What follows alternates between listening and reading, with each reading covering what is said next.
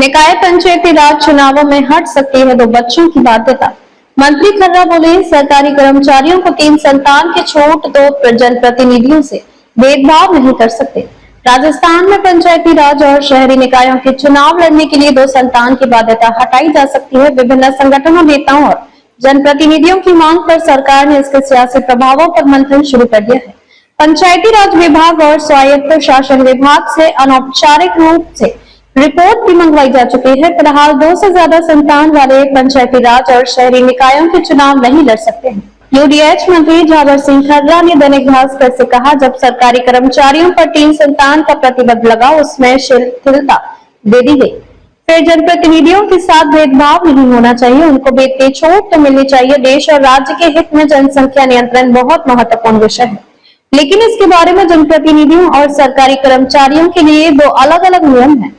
सरकारी कर्मचारियों पर 2 संतान का नियम लागू हुआ था, लेकिन उनको छूट दे दी गई।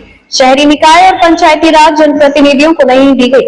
खर्रा ने कहा, अब जनप्रतिनिधियों की तरफ से नगर निकाय और पंचायती राज के चुनाव लड़ने के इच्छुक व्यक्तियों द्वारा यह मांग उठाई जा रही है, उस पर विचार तो करना पड़ेगा। कर्मचारियों और जनप्रतिनिधियों में ज्यादा भेदभाव नहीं किया जा सकता। जब एक को लाभ मिला है तो दूसरे समूह को भी लाभ मिलना चाहिए।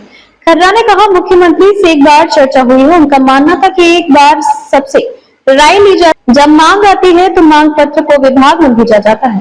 विभाग वापस मांग पत्र को आगे से आगे अधिकारी तक भेजते हुए मंत्रियों तक भेजता है, लेकिन निर्णय तो अंतिम रूप से सरकार के स्तर पर होना है। एक बार सबसे विचार विमर्श के बाद जो भी उचित होगा वह निर्णय लिया जाएगा।